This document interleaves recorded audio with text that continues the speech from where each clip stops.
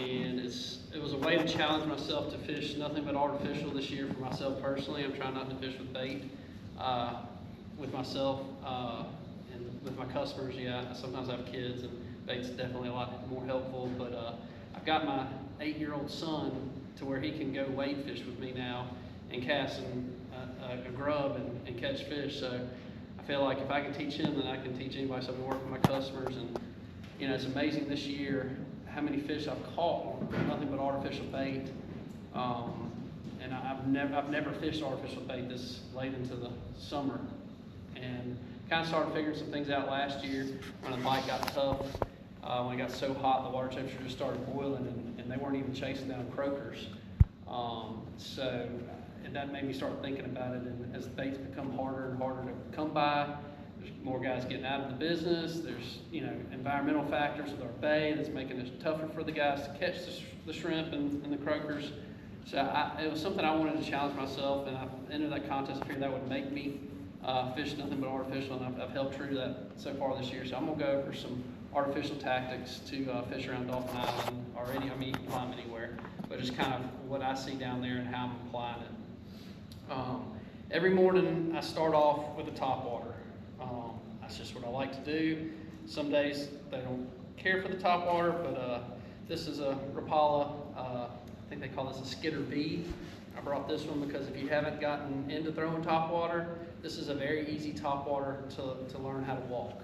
I throw the regular Rapala, and when I'm tournament fishing, I throw the big bone spook. That's, nothing's gonna hit it unless that's what I want to hit it, and that's by design. But if you just want to go have fun, and you want to learn how to throw a top water, this Rapala Skitter Walk V does a great job, because this groove that's on the bottom just helps it just walk very easily, and a novice can pick it up very quickly, and then you can graduate. I mean, every lure company out there makes top water. I'm just partial to the Skitter Walks. I just like how their action, I like their noise. And sometimes I do have a couple of mirror lures that are louder, I'd say, and Mansfield knockers they're peanut shaped. It's a little bit different shape. They got a little bit different action, but they've got a real high pitch that some days I don't know why fish just can't control themselves around them. Even if they're not eating, they'll hit that Mansfield knocker. So I like that. So that's what I start every morning out with. I just want to see if they'll hit it. And we've had days of spring where we stayed on top water until the noon bell rang and we quit fishing. And there are a lot of misconceptions out there about top water being only good for the first 30 minutes to an hour. There's an old adage, hold your hand up to the horizon, and once the sun's coming over your hand, top water's not good. I don't believe that. There are days where they won't hit it, don't get me wrong, but I've caught top water in the Mudville River in the middle of August in 30 feet of water, and you tell me that at 12 o'clock in the afternoon, they'll hit it whenever. It's a matter if they want it. So I would always have top water tied on, and always throw it periodically throughout the day. I'll put it down, I'll pick it back up. Put it down, pick it back up. But there's no such thing as no good time for top water. So that's what I start my day. Top water's a good locator bait, much like a popping cork with a shrimp, or I've been throwing a baby voodoo egret. It's the little one. It's about like that. I don't know why, but the action on that one is just really good on our popping cork. The medium size and the large size, I think they sink too fast. They don't flutter. So I really only buy the baby voodoos. I have some of the larger ones that I use for free lining in the wintertime to hop off the bottom when I feel like they're really just dialed in on any shrimp that may be left in the system. But other than that, that's what I use. But top water's a good bait for locating, just like popping cork is.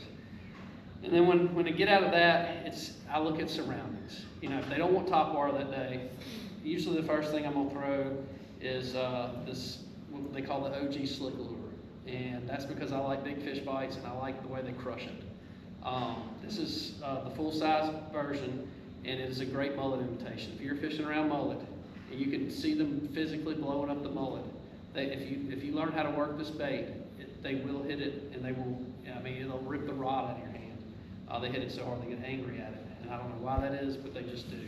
But there's a steep learning curve with this bait. I've had customers book me solely just to go out and learn how to figure this bait out, even when they don't want this bait. They just want to fish it all day long because they want to learn how to fish it. I'm going to go over some techniques after I talk about all these baits on different retrieve styles and whatnot. But this is a very versatile bait. There's multiple cadences that work with this bait, and you can make it do different things. There's 2 different hooks. There's a weighted and unweighted, and those both affect the action of it, and they give you a little option. And then sometimes I notice that they don't want that big a profile, especially early in spring. But even in the summer, sometimes they don't want that bigger profile. They get a little lazy. The water temperature gets up hot, and they want something a little less. So this is a K-Wiggler's ball tail shad. Very similar, straight tail, ball in, but a little less meat. And when they're dialed in on some smaller baits, I've been throwing this, and I can't get them to hit it. And then I'll put this profile on, and I can get them to hit it. They work very similar. They flutter the same way. This one is rigged with a jig head though. And I mostly stick with 1/16 and 1/8. Customers have a hard time throwing that. 1/16 is really hard for customers to throw. It's not a lot of weight. 1/8 some customers can, but customers have to usually put on a quarter because they need that extra weight. And as you're learning how to, throw soft plastic, I would encourage you to experiment, but you want to go with as light as you can that fits the current. And like these K-Wiggler plastics, this is a K-Wiggler, this is a K-Wiggler. I don't know what it is, the plastic they use is a lot more buoyant than, say, this slick lure plastic. It sinks a lot more. So when you would think that this bait would sink slower than this bait, but this bait actually sinks slower to me. But going down to those lighter jig heads, when I'm in deep water, I'll put a quarter on. My customers, I usually have them on 3/8 ounce. You say deep water, how deep? Anything over 10 to 12 feet. I like to, up them, and I go to a quarter just to get it down. I mean, sometimes the current's working so hard. I mean, I have to go up to a 3/8 because you'll never get to the bottom. And a lot of times when you're fishing in deeper water, you want to be on bottom when you're bouncing a grill. But so, I might have to downsize to this if that's what they're eating. And disregard the colors. I just grabbed what I could. I have like I said, a whole academy in my boat. Color sometimes matters, but I generally find in what I think is profile 80% of the time is more important, the profile and the action of the lure, than the color. There are some days they are just one color or a range of colors, I've noticed. But overall, I feel like profile is way more important than color. And then some days, they want it a little slower. So this is a K-Wiggler Wiggler. It's got a paddle tail, but something about it, they're so buoyant. And the way that this tail is on this one, I mean, it really, especially if you got it on 16th or an 8th, it descends very slow and gives the effect of these suspending jerk baits. And I'll go into those in a minute. But so that sometimes when you can tell they want something, like I'm throwing these two and I'm not getting hit. But all of a sudden I throw out, this is a mirror lure, mirror dime, and it's a slow suspending bait. It goes down to a certain level and you pop it and it comes up. If I'm getting hits on that or swats on that, but they're not committed to it, then that's when I'll throw something like this, because this is kind of in between, whereas this is just going to kind of go like that. This just kind of flutters down if I keep that positive tension on that rod. So, you really got to pay attention to how they're telling you they want it that day. If they're really dialed in on some like minnows or finger-sized mullet, then going down to the Slick Junior is a good option. And so sometimes I'll downsize to that. And then if they seem to be on shrimp, I know this looks like, this is called a little slick, and I always cut the face off because it gives me more meat here. Their lure tapers down, but I like to cut it off so I get good contact to the jig head. And then I found they don't tear it as bad. I use 2 types of jig heads. I like the death grips because they have lead coming down the hook, and for certain lures, like for these Slick Juniors, they're great. They stay on real long. And the other kind I use is a hoagie screw lock. And like for this K-Wiggler reload, just some reason the death grip, I don't know if it's the plastic type or what, I get 1 or 2 hits out of it and I gotta change lures, but that screw lock, I can catch 12, 15 fish on it. But there's K-Wiggler's ball tail, the death grip does good, but the screw lock does good as well. So those are the 2 types of jig heads that I like to use. But this looks like a shrimp. So when you put that tail on, even though it looks like a minnow too, they might think it's a minnow, but when you're hopping it along, what it looks like is because that looks like the back end of a shrimp. This looks like the tentacles to me. And then when they're hitting shrimp or glass minnows, they'll hit this bait. And this is a mirror lure Little John, and this imitates a glass minnow really well. Had a lot of success this spring fishing around glass minnows. They have a color called kitchen sink. We got another one that's gold. They got one that's red and gold glitter. It's clear with red and gold glitter. I think it's called red and gold, something like that. And those are great imitations when they're on those glass minnows. And you can tell when they're on those glass minnows because you see the pelicans and they're kind of just running their mouth through the water column, trying to scoop up what they can. And the other day a customer caught a fish on one of these style lures, and the joker literally threw up glass minnows that were this long, and like 10 of them. I couldn't believe he ate something else. I mean, it was a trout that's like this big, and he ate this, and he threw up 10 glass minnows at the same time. So they're ravenous this time of year. They're having to create, energy for their spawning activities. So that's why they eat so aggressively in the spring and early summer. When they're on those finger mullet, this is the mirror lure Little John XL. It's a little bit bigger, got a little bit more round in the profile, but this imitates those finger mullet very well. And I've noticed when they're on those finger mullet, they want this bait. I can get a lot of bites on this bait, get bites on this bait when they're on those finger mullets. And then sometimes you need a little action from your tail. I like the K-Wigglers paddle tails because, like I said, their baits are beefy, and this tail, I don't know the way the plastic is, it puts off a lot of volume. So sometimes you need that volume of the paddle tail to get the attention of the fish and get them to hit it. And this size and style bait very much so imitates. I see down at the islands a lot, especially.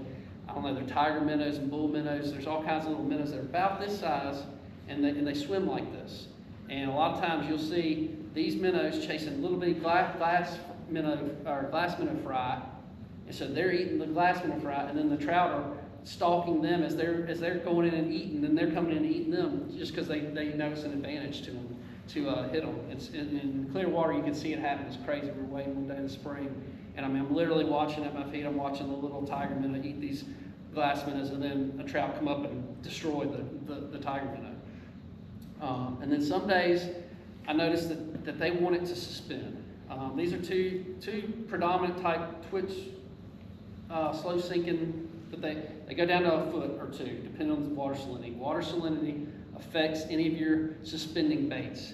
If the water is very fresh, then it's going to sink deeper. If the salinity's high, it's going to float it up a little bit. So I like to run mine a little deeper. They make stick-on weights, but then something like this, if you have to kind of figure out where to put it on the lure to balance it so it runs true, because you don't want to. They balance these things perfectly for how they should run at the factory. So if you go sticking a weight on it and you stick it, in the wrong place, it might affect the action of the lure. So what I found is I take a little lead solder. The late John Bird taught me this trick years ago, and it works. I wrap just a little piece of lead solder around that front hook on most of my suspended jerk baits, because it helps it get down just a little bit more. I can run, instead of running 1 to 2, I can run usually anywhere 2 to 4, depending on the water salinity. You change the hooks? I do not until they're bad. I use the factory hooks. I mean, these look terrible, but I mean, I just test them like that. If I can get them to stick in my finger like that, I know, lay them with a trout, their mouths are so soft it's going to stick. Right. So when they start getting dull, I'll change them out. Usually they don't last that long for me. I mean, we're using them so much that, those start to get water in them, and you'll notice top water's real bad about it, because you can see the rust stains and whatnot. And when that's happening, you're getting water in the back end. So your lure is running like this instead of like this. Yeah. And it does affect the action. It will affect it. So at that point, if you've got water inside there, you might as well get rid of it. Yeah. But yeah, so you just got to be careful. And hook size too. You got to be careful when you replace hooks that you're replacing similar, because that'll change the running depth and everything else on the lures. But like, I don't know, for the first however many weeks, up until about 2 weeks ago, soft plastic was king for me. That was getting it done. I didn't even have to worry about throwing one of these suspended jerk baits. And there's a lot of them. There's some Rapala, like ripping shads and stuff I throw too, but these are probably my two most staples that are in my arsenal. And again, color does not matter, and except for on certain days, like, for instance, the wind's been blowing the past however many days. It shouldn't be blowing as hard as it is in June, but it has. And because of that, the water was extremely dirty. Well, the pattern was a dark color.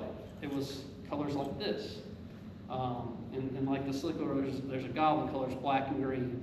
There's a dark purple color, and those are the colors that were getting hit. Well, all of a sudden, that water quality changed, and from the wind, the water was dirty before that, but they were still hitting the dark colors. But then when the wind made it turbidic, all of a sudden, they wanted light colors. They wanted these bright colors, and they needed those to find them. And I guess it's because of the water could be stained, and they can still see something like this dark purple color in it. But if it's, I think the turbidity, when you can see those fine particles in the water, I think that's when you got to go with something brighter. Like today, they would not hit this one because it was too clear. It was blending into the water so well. And a lot of these clear baits do that. And when you have really clear water, that's important. Like a Cool Beans or this Bitcoin color, that is good for when that water's really clear and calm. But there's turbidity in the water, so they wanted that pea-mint, they wanted that bobcat color, and bright colors were getting the bites. This color mirror down, I don't throw it a lot, but I said they're wanting the pinks, I'm gonna throw them pink today. So those are all things to consider. It's figuring out how they want it. And you'll know when they want these suspending baits, when you work that bait and you give it the pause, and I usually pause it anywhere from 1 to 3 seconds. You got to figure out how they want it that day. That's one thing that's good about having multiple people in the boat. You can have multiple anglers working different lures, different styles, until you dial in a pattern. And then when you figure out the pattern, that's when all of you need to go to it and start exploiting. And the pattern will change. I mean, so yesterday, we had a really good bite yesterday. We started on top water. It was great, constant action. All of a sudden it quit. Did the fish leave? No, it still felt fishy. We felt like there were fish around us. There were still bait around us. So we said, well, they must still be here. So then we started throwing these. Guess what? They started smacking. We started catching them again. Well, then that died off. And then we went to these because we could see them blowing up the mullet occasionally. We went to these. They were on these, which earlier in the morning they would not hit them. But they change. They're just like us. Throughout the day, they're going to change too. And you've got to constantly be adjusting to see what they want, how they want it, and having multiple people throw on the boat will help you do that, if that makes sense. Do you ever fish a corky? I have, but my style is not slow, and you have to fish a corky painfully slow.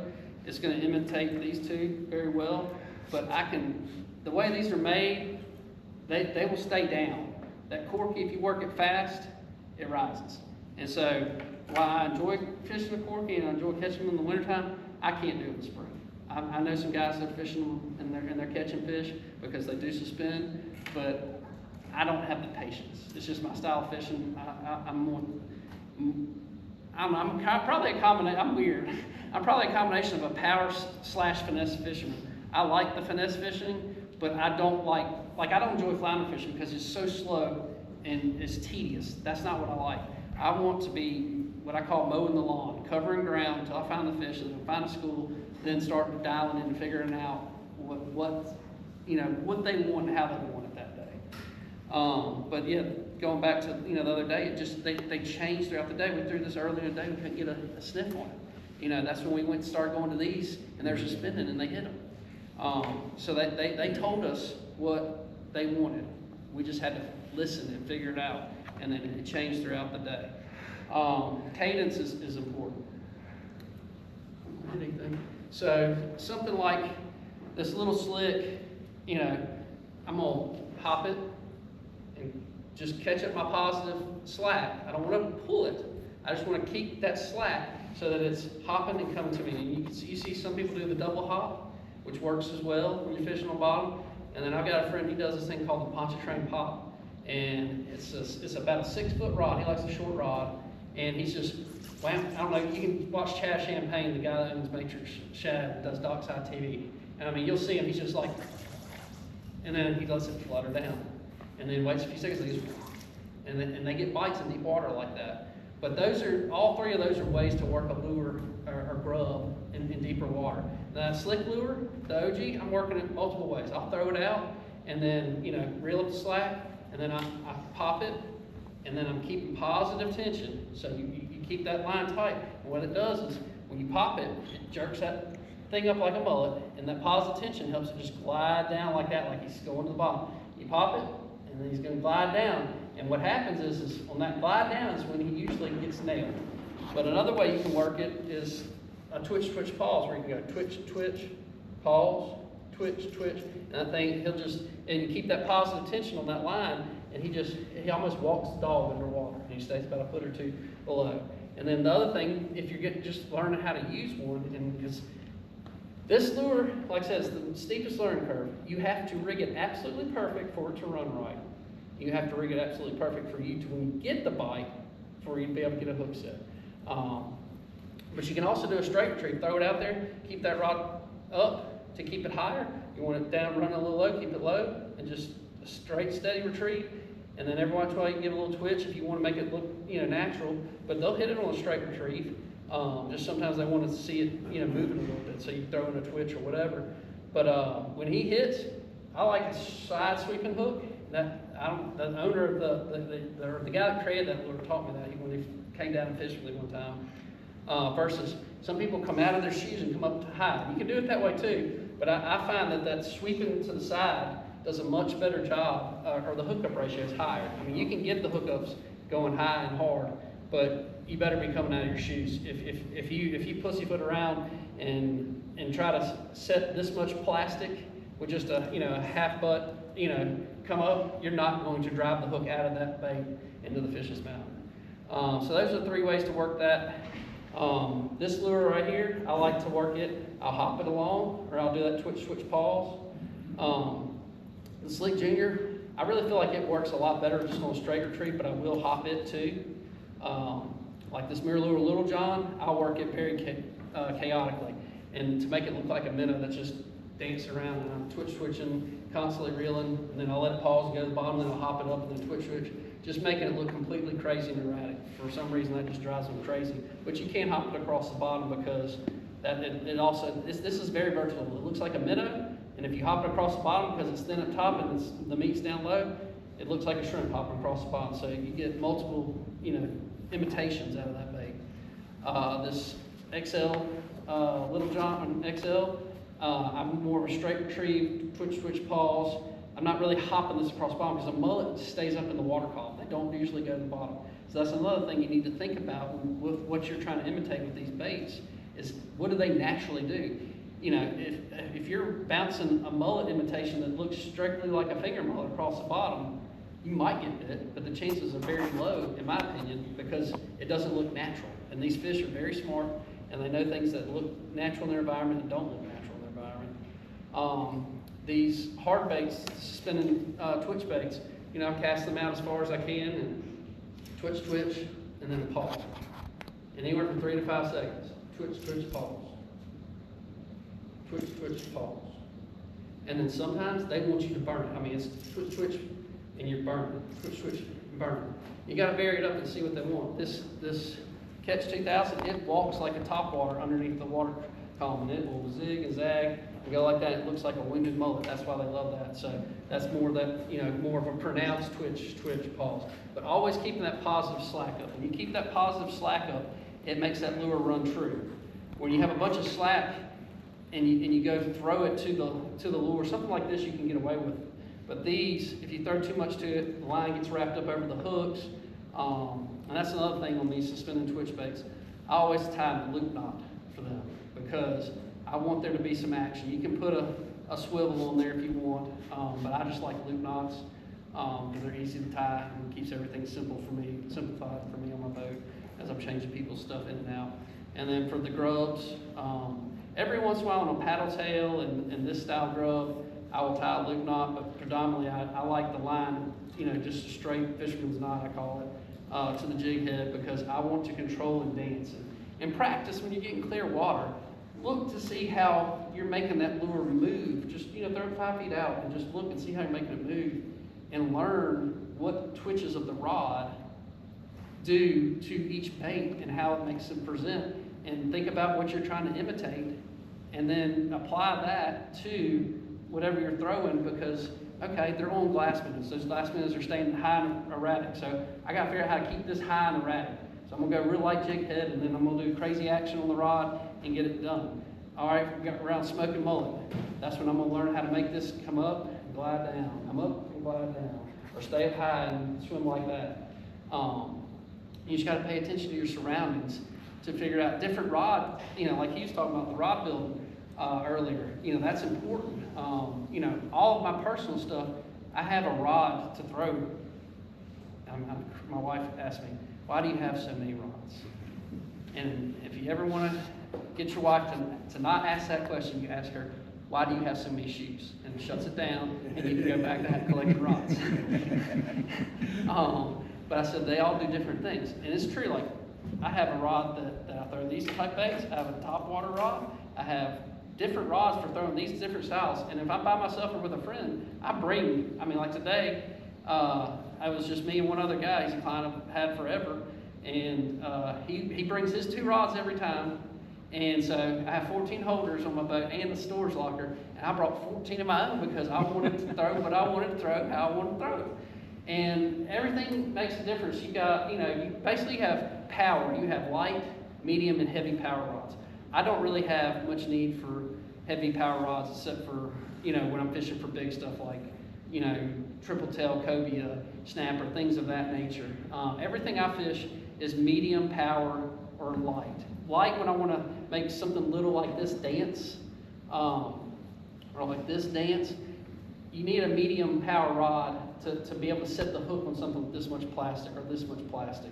But then the tip is the next important thing. You've got to make sure you have, this is probably a fast tip, but it's got a little bend like that. When you can take it and bend it down and put that big arc in, that's a moderate tip. I don't have a need for a moderate. Every once in a while, I've played with, try to do some finesse fishing with smaller plastics like these and have that moderate rod that will just hop it up. But it really doesn't make, I can go with a light action rod with a fast to extra fast tip. That extra fast tip lets you put so much action on this lure or even this little lure and make them dance.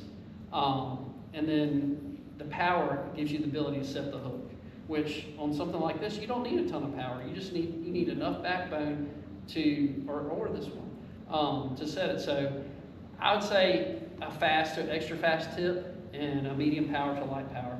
And then you can play with those different combinations, figure out which one. It's going to be different. My cadence versus my tournament partner's cadence are completely different. And a rod that works for me throwing one type of lure may not work for him. And so experimenting is crucial to figure out what works best for you. And some days they want it the way that I do it. And some days they want it the way he does it. Some days we both get lucky, we both get to catch. But there's been plenty of times where he's had to watch me catch the fish. There's been plenty of times I've had to watch him catch the fish.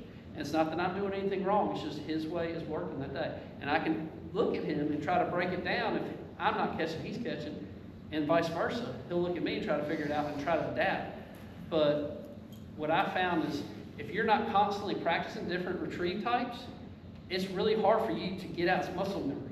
It's really hard for you to get out of, character, so to speak. If you're always working it one way and that's all you work it, then you're going to subconsciously, especially when the bite's tough, and that's when it's most important in my eyes to vary your techniques, because you may be around fish, they just may be finicky that day. But if you're not getting bit, we fall into bad habits of just doing the same thing. Oh, they're just not biting today, versus trying to change something up, if that makes sense. I've noticed, I was throwing a Slick Junior on a medium light, 10-pound braid or something, and I was just pop, let it fall, pop. And what happened was the tip wasn't recovering fast enough, and my line wrapped around the tip of the rod. So you gotta be careful with that. Yeah. Like you'll mess yourself up. You go to set the hook, and your line's wrapped around the tip. Yeah, I have customers all the time It'll tie a tie knot the around that. perfect right near the tip of the rod, and it'll really mess you up. Braid's real bad about that. That fast tip's important sometimes. Yep, exactly. But that's kind of a general overview of artificial fishing, down around Dauphin Island. I mean, you can apply it all to Fort Morgan as well. I mean, you can apply it up the bay. The eastern western shores of the bay, you can do a lot of this stuff too. Right now, our bay water quality is in the toilet, but when it's not that bad, there's ways, to deal, do these same tactics up on the eastern shore and the western shore. What kind of areas are you looking for when you're targeting trout around the island? So with the advent of 20-year amortization for boats, I'm sure you've all noticed that the boating pressure and fishing pressure has skyrocketed in the past few years. And one thing I've noticed is because of all that pressure, I feel like the fish are adapting to it. And areas that I've historically caught fish, I don't catch them anymore. It's because they get pounded to death. So a lot of what I do now is I look for areas that maybe not, I mean, I still fish staples, I guess you'd call it. But I look for areas that may be overlooked, but have everything. Fish need two things. They need habitat, they need bait. They've got to have a place to live, they've got to be able to eat. The third thing that's helpful that they like is deep water access close by to where they can get away.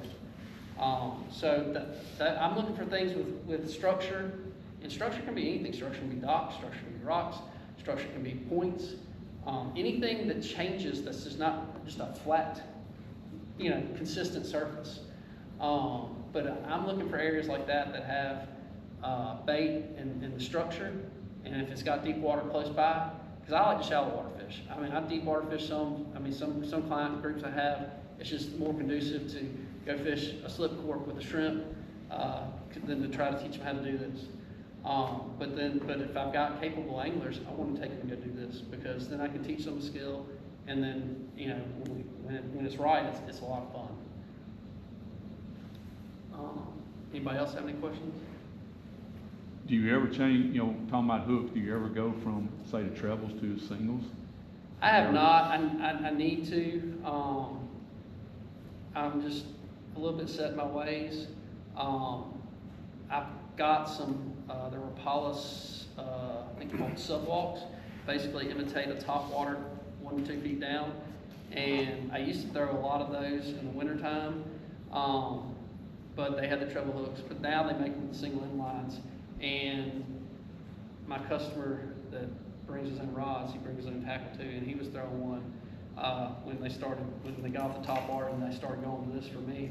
He put on one of the subwalks and got bit like that, and they had the inline hook. So, I mean, I watched it work, and I need to experiment more with it, especially because when I'm fishing for myself, I mean, I'll keep a handful of trout every now and then and eat them, but 90% of the time I'm putting them back. I mean, our fishery is getting pounded so hard by people that just think they need to kill a limit to post a picture on Instagram and pound their chest, that it cannot sustain the number of people on the water. It used to be when I was younger, you could go to 40 different places in and around Mobile Bay and catch fish. And now, 10 people, 14 people that day might get on a good bite, might find a school of fish. There used to be so many more fish spread out across our system. And I feel like it's pressure, number of people, and pressure them off habitats, but also just so many people just killing everything they can because they say, that's the limit, I want to get my limit, I want to post a picture on the dock with my limit.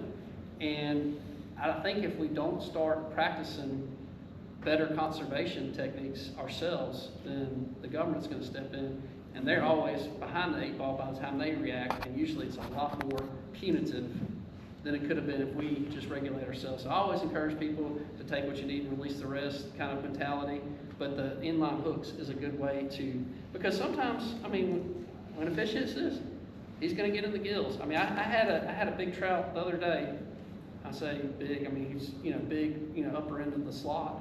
I mean, he ate this whole thing. So the treble, I mean, he hit it so hard, the trebles were in his gills. That fish wasn't going to live. That's a fish I know he's not going to live, so I'm going to take him home and eat it. But if you get them hooked in the mouth and you're gentle with it, you don't remove the slime coat, and you take caution and revive it and release it, those fish are going to survive. So yeah, I'm a fan of the concept. I just haven't quite experimented enough with it myself to go to it, which I would like to. I've There's changed a lot of view people of out mine. there that throw a fish bag and not in their vocabulary. Do what? I see it every time I go out. Like I was out fishing I couldn't hear on what you state said. docks. I said, there's people out there that throwing a fish bag, not in their vocabulary. Yeah. I was at the state docks. A commercial fisherman came in and walked over to the gentleman next to me and gave him 3 fish. He gave him a 12-inch flounder and 2 triple tail that were about 12 inches long as well. All 3 illegal. And the guy just accepted him. He didn't know any better. And I said, man, I told him, I said, look, ignorance is not an excuse. The game warden's going to tell you that when he writes you a ticket for all 3 of those. Yep. So, Because it's a possession law. right. So no matter who caught them, you caught them, somebody gave them to you, they're illegal, legal's illegal. So, Yep. and there's a lot of people who do it. I see it every time I go out. People just keeping everything that anything that jumps on that hook, it's going in the bucket. Yep. And that's a mentality we all have to work to change, because like I said, if we want to continue to go out and enjoy what we're doing and share it with our kids and our grandkids, we're gonna have to be the ones that work to change it. 'Cause I mean, how long ago was it? We had 10 fish per person, it's dropped down to 6. I can see it going down to 3 in the future at the rate it's going. I mean, people are having good catches right now, but that's because the fish are aggregated. And the problem is then we whack them, then comes, late July, August, and where's all the trout go? Well, they got wiped out. The ones that are left are spread out, and you can't go target them as a school fish because you busted them all up. I think the flounders came back since they had it. I mean, when I was a kid, we was catching the heck out of it. And it's slowed down. Now I think I'm catching just as much as I did when I was younger. That's definitely a great example of what proper conservation for a species can help it recover, because they can recover fast. I mean, trout lay millions of eggs, and they lay them in May, June, July, and sometimes August.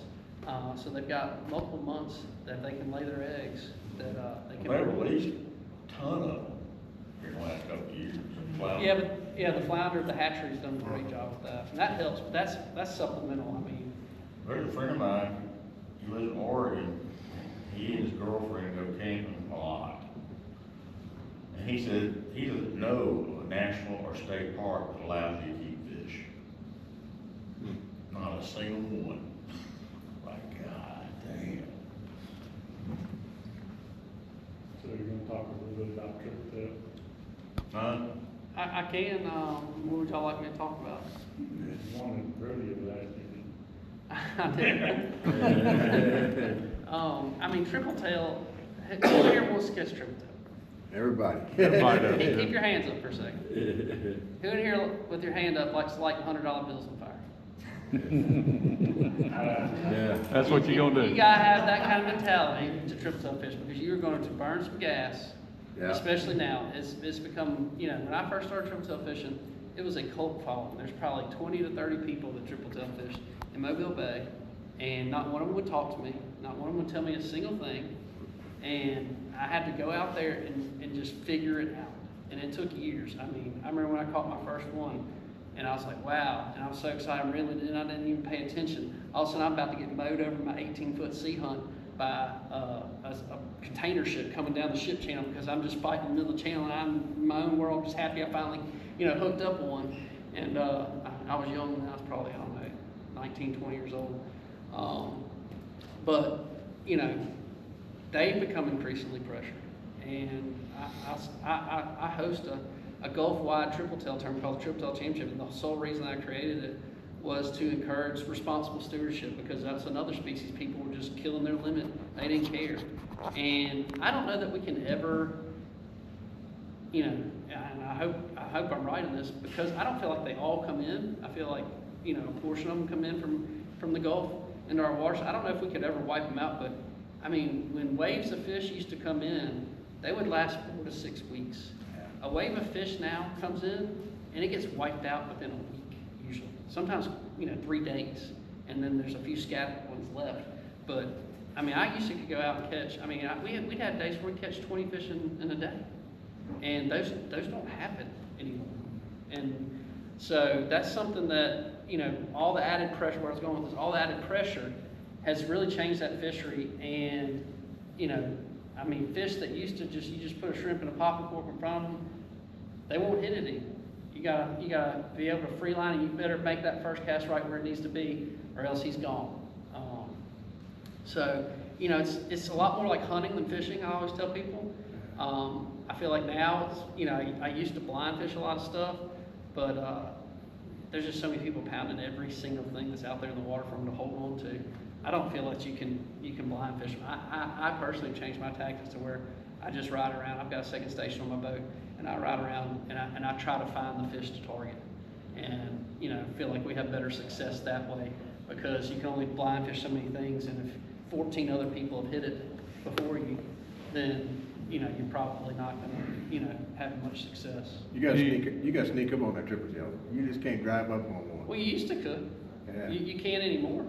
I mean, if your motor, if you go on those loud, noisy, older motors, you can forget it. They know that sound now, and they know that it's danger, and they will not fight. I've talked to a few people and they think they're going deeper too now.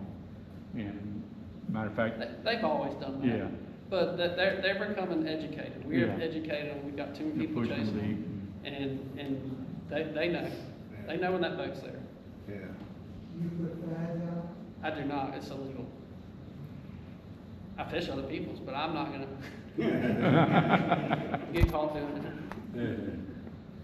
Yeah, I know a guy puts plywood out every year. Yeah, Different places. and some of these things I see out there are crazy. I mean, some I've already seen this year. I mean, these people have got $200 in one fad and they got it tied with string that you'd set corners on a house with. I'm like, that ain't gonna be there tomorrow. And other people, I mean, I came across one time where somebody tied 3 things together and spaced them out with like 20-foot sections of rope. So it was 40 feet long, a foot below the water line, just waiting to clothesline somebody's lower unit. And I pulled my knife out and cut it and threw it in my trash bin and took it because it was going to kill somebody. Mhm. Yeah. So if you do put out fads, I would encourage you to, mark them to where they can be seen. They're going to get, I can tell you this right now, I've come across every creative way that somebody can try to make a fad their own and nobody else can find it. There is no such way. When I got my tower boat, I don't know, my first tower boat was probably 7, 8 years ago. I think I was one of 3 or 4 on the whole entire bay that I would ever see out there. Now it's like, I feel like it's a standard option on these boats. And when you're up in that tower, you can find anything. So if you're gonna put something out, make it safe, make it visible to where it's not going to kill or hurt somebody else.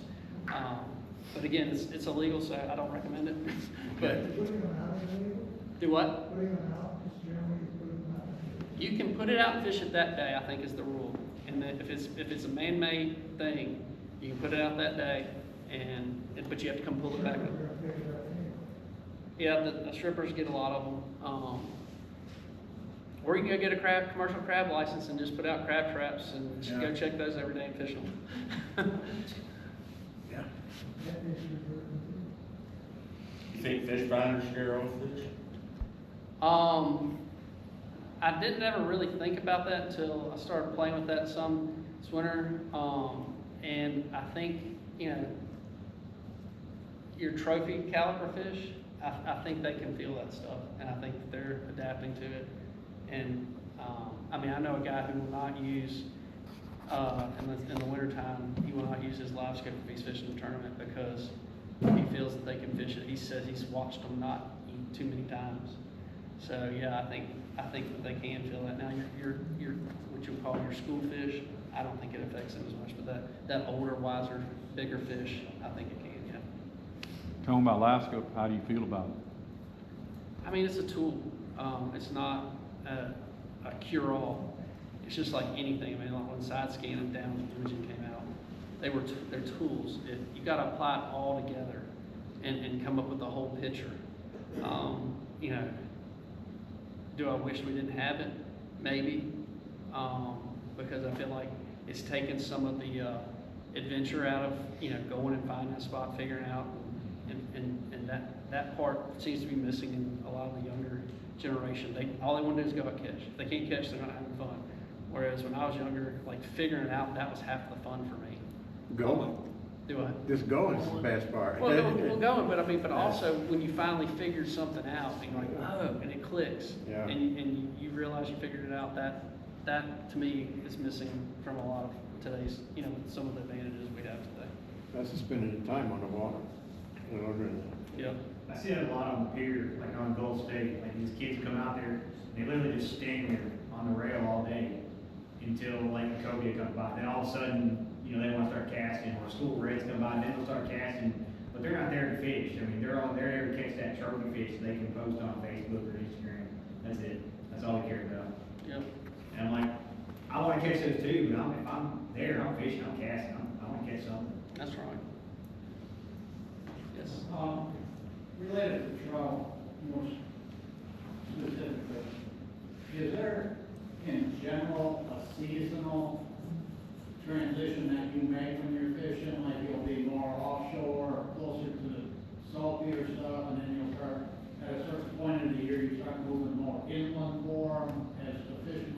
in the fall and winter, those fish are moving up in the delta and the rivers, and so I'll make that transition then. But, you know, in the spring and summer, those fish move in and out of the bay systems and the Gulf fronts on their whims. And a lot of it's environmentally driven, a lot of it's food source driven, and some of it I feel like is probably spawn driven. They're looking for they're while they can't know what the water chemistry is, there's something biologically in them that tells them they need to be in this type of spot when they're going to drop their eggs, and they get there to that spot. And even if there's not food there, they'll go to that spot, drop their eggs, and then they'll be there for a day or two, and then they'll relocate to where the food is. So I hope that answers your question. Do you think they come offshore to the bay, back and forth? I think there's definitely resident fish that live offshore. I remember when I was a kid, there was a guy that was making these diamond jigs specifically for trout and jigging at the rigs in the Gulf and catching big trout doing it. You know, as far as being able to target them out in the Gulf, I just feel like there's too much pressure from other stuff out there. You know, versus, you know, fishing the beach, sure, you can do that, but I mean, even that, the ladyfish and bluefish, I mean, a lot of stuff you gotta deal with out there, you know, fishing the Gulf front. Better be prepared, you know, you have bluefish hit one of these and hits it up with the knot, it's gone, there's $8, $9 out of your pocket. Yeah. So you gotta be able to stomach that. Talk about burning $100 is. That's right. And even a soft plastic jig head is $3, $4. I mean, when you look at the total cost, a pack of what, 4? I had some of those deadhead jigs, like there's what, 4 or 5 in a pack, it's like $7.99. $2 Yeah, for a jig buy head. your jig heads in bulk. You can get bulk discounts, and it's way more economical. Everybody wants to go buy a 4-pack, Yeah. and they charge you for that convenience. You know, most of these jig manufacturers will sell them 100. I mean, I buy mine 200 at a time, and I they'll, mean, and you'll that's why you get start doing it, because I'm tired of spending $8. you'll get a better deal that way, and it won't hurt so bad when they snatch one out. You just tie another one on, because I lose plenty to the bottom of my customers. Yeah, me too. Me too. That rockfish, they set the hook hard on every time. Yes.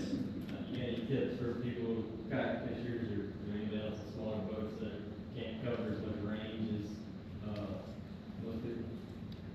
Pay attention to your real-time settings, and don't make a game plan the night before. Everybody's like, my customers will ask me, every day never fails when I tell them what time, you know, I talk to them, tell them what time to be there the next morning, what to bring, whatnot. Like, well, what are you gonna do tomorrow? So I don't know yet. What do you mean you don't know? I'm like, I'm gonna wake up, I'm gonna look at the conditions and make a game plan from there. And, you know, when you've got limited range like that, you definitely have to play your conditions.